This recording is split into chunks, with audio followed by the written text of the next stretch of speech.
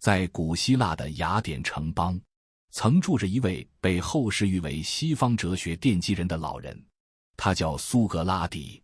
这位伟大的哲人，白天在市集、在广场，与全城最聪明的大脑辩论，用他那精神助产术般的诘问，刺破一个又一个思想的脓包。他能让不可一世的将军哑口无言，能让自诩博学的政客面红耳赤。在整个雅典，他的思想是神，是光，是所有年轻人追逐的星辰。然而，当这位思想的王者脱下长袍，回到他那简陋的家，另一场战争便悄然开打。他的妻子赞西佩是历史上著名的悍妇，他会在苏格拉底与学生们高谈阔论时，冲进来二话不说，将一盆冷水兜头浇下，让一代哲人当众化作落汤鸡。她会因丈夫带回家的面包不够新鲜，而将整个篮子砸向他的脸。他会日复一日、年复一年地用最尖酸刻薄的语言嘲讽他的贫穷，诅咒他的不务正业。有一次，一位富有的学生实在看不下去，问他：老师，您为何能忍受如此一个女人？苏格拉底擦了擦脸上的水，平静地回答：如果我能忍受赞西佩，那么世界上便再也没有我不能忍受的人了。优秀的驯马师总要挑选最烈性的马去训练，这样他才能驾驭任何马匹。这句回答后来成了彰显苏格拉底气度与智慧的千古名言。人们赞叹他能将生活的苦难内化为修行的道场。但今天，所长想带你从另一个角度，一个更残酷、更现实的角度，重新审视这个问题。苏格拉底真的赢了吗？他驯服那匹烈马了吗？没有，他只是耗尽了半生的心力去忍受它。他将本可以用在著书里说构建更宏大思想体系的能量，大量地、持续地、无可奈何的用来支付了一笔无比昂贵的精神内耗税。这就是今天我要跟你探讨的核心。一个男人，无论你多么才华横溢，多么野心勃勃，你一生能调用的能量是有限的。而你选择的那个女人，那个与你日夜相对、共享一张床榻的伴侣，将以一种你几乎无法察觉的方式决定你这笔生命能量的流向。它要么是你的生命放大器，让你蓄满能量，去外界冲杀、开疆拓土；要么它就是你人生的首席税务官，在你每一次想要起飞时，精准地、无情地征收那笔足以压垮你的精神内耗税。很多男人一结了婚，人生就开始走下坡路，工作没劲了，兄弟疏远了，钱攒不住了，连骨气和精气神都在慢慢流失。为什么？因为你可能不是找到了一个妻子，而是给自己聘请了一位终身的税务官。你以为你娶的是爱情，实际上你只是用一张结婚证给自己签发了一张永续的最高额度的税单。而问题的根源在于，你根本搞不清楚你身边的女人究竟是来成就你的，还是来消耗你的。我们不谈那些虚无缥缈的性格分类，我们只谈能量的流向。一个男人在婚姻里会遇到两种女人，一种是帮你建设的，另一种是让你内耗的。第一种女人是生命放大器，我们姑且称之为真正的妻。妻这个字在古代的结构里是与妻同源的。什么叫妻？是门当户对，是背景相当，是能力互补，是与你齐平的那个灵魂。他是你人生最重要的合伙人，是你事业家庭这张大棋盘上的联席 CEO。 他不见得要在每个细节上都聪明绝顶，但他必须听得进话，稳得住心，扛得住事。你强的时候，他不会拖你后腿；为你守好大后方，让你没有后顾之忧。你弱的时候，他能拉你一把，用他的智慧和资源稳住阵脚。你失意时，他是你最后的退路和最坚实的盾。你得意时，他是你身边最冷静的警钟和最清醒的镜子。这样的女人，不是靠你一时的荷尔蒙冲动爱出来的，而是靠你的认知和格局筛选出来的。她背后往往有良好的家庭教育、文化背景作为支撑。换句话说，她是另一个贵族家庭为你训练好的战略伙伴。你娶了她，相当于2家顶级公司合并，资源、人脉、事业瞬间翻倍。你看那些真正做大的家族，他们的婚姻从来都不是简单的我爱你，你爱我，那是一场深思熟虑的战略结盟。他们选择的是那个懂得共赢、愿意携手干大事的女人。你最宝贵的感情、信任和资源，第一时间要优先给她，因为你知道，对她的每一分投入，都会在你们共同的未来里产生10倍、100倍的回报。它是你人生系统里的中央处理器，是你整个家族基业的定海神针。但今天，太多男人把这个角色搞错了。他们以为，那个在社交平台上 P 得最美的，那个在酒桌上最会撒娇的，那个把他照顾得无微不至，让他感觉像个皇帝的，就是好妻子。大错特错。你呢，不是在找妻，你是在找一个高级的保姆，一个情绪的按摩师。这种关系的本质不是建设，而是服务。服务是需要付费的。当你付不起或者不想付的时候，你猜会发生什么？这就引出了我们要谈的第2种女人，那群形形色色的能量消耗源。她们就像你人生中的税务官，以各种名目常年向你征收精神内耗税。最可怕的一种是蠢恶型税务官，他没有花魁的技巧，没有捞女的算计，他甚至看起来很单纯，很无害，像一只绿色无公害的小白兔。但他的最大武器就是他自己都不知道自己有多可怕。他没能力，但有欲望；没头脑，但有情绪；不懂事，但特别会指责别人不懂他。他是你人生最大的黑洞。他不需要故意害你，他只需要一直做自己，你的人生就彻底塌方了。你跟他讲道理，他跟你讲情绪；你跟他谈未来，他跟你翻旧账。他受一点委屈，就要闹到全世界为你降半旗。他想要一个包，就要你立刻放下手头几百万的合同去满足他。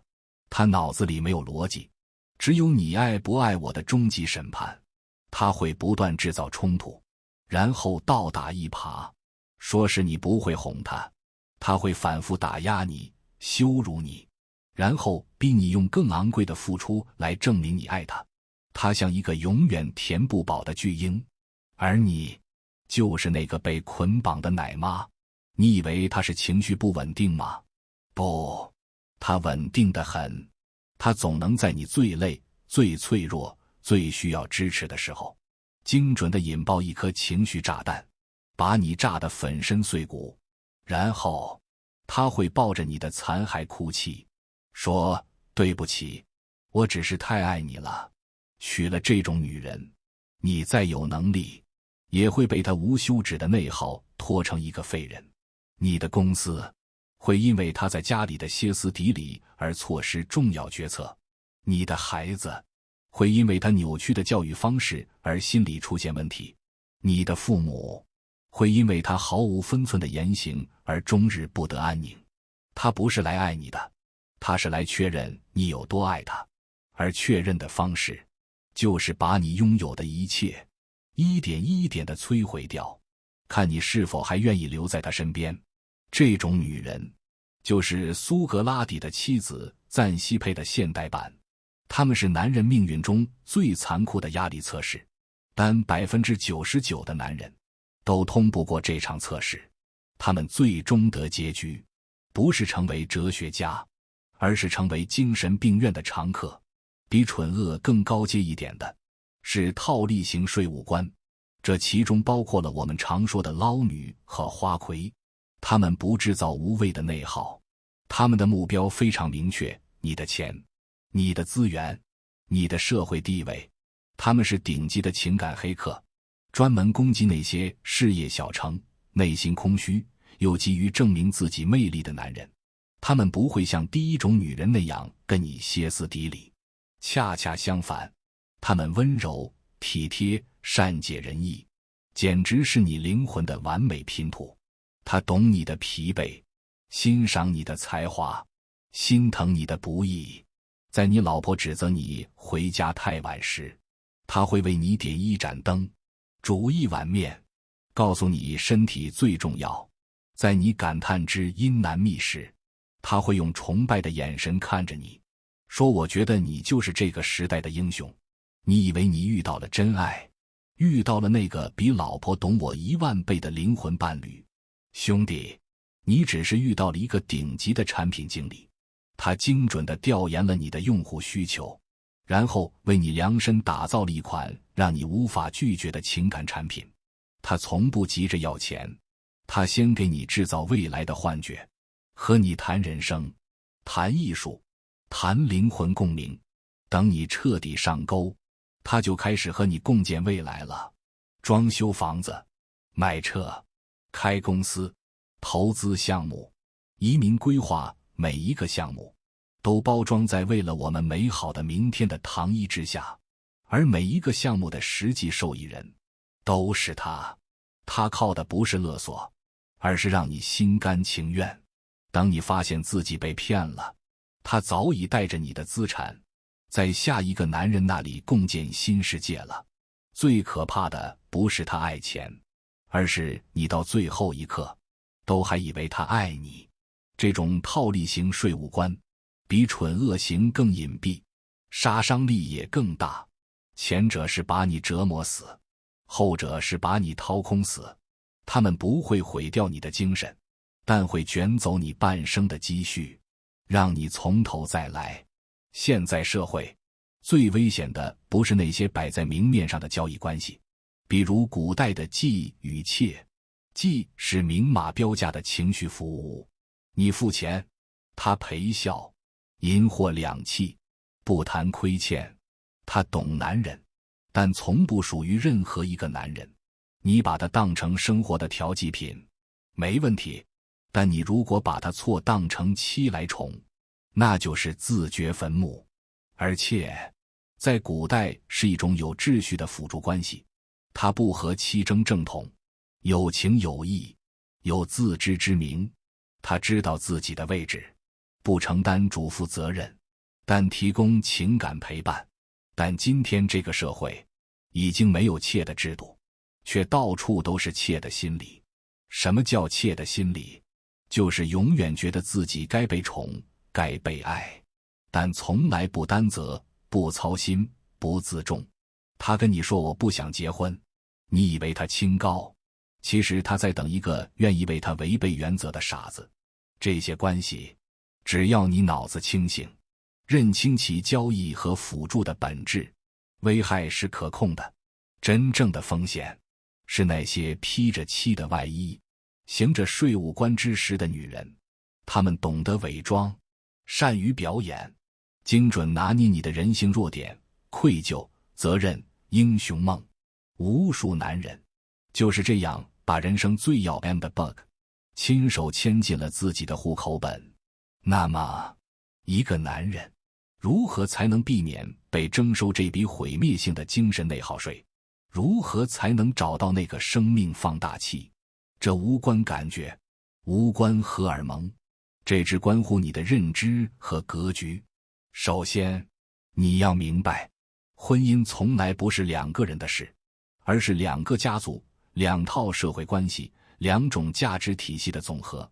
你选老婆，实际上是在给你未来的孩子选妈，给你年迈的父母选儿媳，更是给你自己选一个生死与共的合伙人。这是你一生最重要的战略抉择，是生死之地，不可不察也。所以，别再盯着那些浮皮潦草的东西了。外表会不会撒娇，社交平台上的照片美不美，这些都是最不靠谱的指标。稍微有点心机的女人，都能为你扮演出你想要的一切。你要往深了看，看这3个关键点。第一，看她的认知格局。一个认知水平低的女人，会把所有的精力都用来跟你计较鸡毛蒜皮。她会因为邻居换了新车而跟你吵闹1个月，会因为你忘了结婚纪念日而否定你全部的付出。她的世界只有巴掌那么大，装满了嫉妒、攀比和琐碎。而一个认知格局大的女人，她看到的是你们的未来，是家族的兴衰，是孩子的教育。她会和你探讨事业的瓶颈，会帮你分析人际的利弊，会在你迷茫时为你点亮一盏思想的灯。第二，看她的情绪稳定性。一个情绪不稳定的女人，就是一颗行走的炸弹，你永远不知道她什么时候会爆炸，也不知道会为什么而爆炸。跟她过日子，就像在雷区里跳舞，你每天都要耗费大量的精力去安抚她、猜测她、防备她。而一个情绪稳定的女人，是定盘的星，是压舱的石。她能消化自己的负面情绪，也能承接你的焦虑和压力。家，因为有了它，才成为一个真正可以让你卸下所有防备的港湾。第三，看她的原生家庭。这几乎是最重要的一点。一个女人，是她原生家庭的产物。她父母的相处模式，就是她对婚姻的全部想象。如果她有一个搅屎棍的妈，一个妈宝女的爸，那你这个家永无宁日。如果她的家庭充满了抱怨、指责和索取，那么她带给你的也只会是负能量和无尽的账单。一个清醒、坚韧、懂得感恩的女人，背后必然有一个懂得尊重、懂得付出的家庭。别傻了，别再相信什么灰姑娘的童话了。一个男人想靠一己之力去改造一个女人和她背后的整个家族，比登天还难。你以为你在跟你的同学、同事、同龄人竞争？错了，你是在跟别人家的3代、4代积累下来的家风、资源和智慧在竞争。娶老婆，千万别瞎来，别去娶那些家里没点实力，父母不行，家族也一团糟的。你娶了这种，等于给自己的人生加了一个困难模式。它带给你的，除了抱怨、指责和挑剔，还有可能会遗传给他下一代的那套腐朽的价值观。男人娶错老婆，坑3代；女人嫁错男人，坑一生。这话一点不假。所以，所长想对所有正在打拼的兄弟们说一句掏心窝子的话：在你拥有足够的财富和地位之前，先不要急着结婚，用这段时间去提升你的认知，去锻炼你的眼光，去学会辨认谁是你的放大器，谁是你的税务官。在你选择一个女人之前，先去看看她的家庭，去听听她对金钱、对未来的看法，去观察她在遇到压力和困难时的第一反应。一个真正能忘你的女人，她一定是低调的，懂得才不外露的道理。她不会在朋友圈炫耀你的工资，不会四处显摆你们的幸福，因为她知道，真正的财富和幸福是需要手的。闷声发大财，低头吃肉，这才是成年人的智慧。一个真正能陪你走远的女人，她一定是坚韧的，耐得住穷困，守得住繁华。她会在你一无所有时陪你吃糠咽咽菜，也会在你功成名就时提醒你戒骄戒躁，别再纠结什么灵魂伴侣了。真正好的婚姻是2个心智成熟的人，带着2个干净的原生家庭，互相托付，共同成长。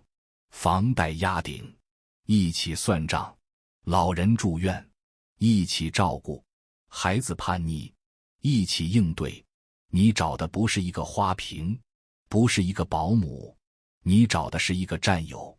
苏格拉底没能写下一本书，这成了西方思想史最大的遗憾。我们有理由相信，如果他身边站着的是一位生命放大器，而不是那位终日咆哮的税务官，他留给这个世界的或许远不止于几句语录和一场从容的赴死。你的生命是你最宝贵的资产，别让你的人生耗尽在无休止的内耗税里。擦亮你的眼睛，用你的智慧去找到那个能与你并肩作战、共建一生的女人，这比你做成任何一笔生意都更重要。这里是所长隐学，感谢朋友们的观看和收听。你有什么真知灼见，欢迎在评论区留言。法布施能让更多人共鸣共振，正知正觉也是你的无量功德。谢谢，我们下期再见。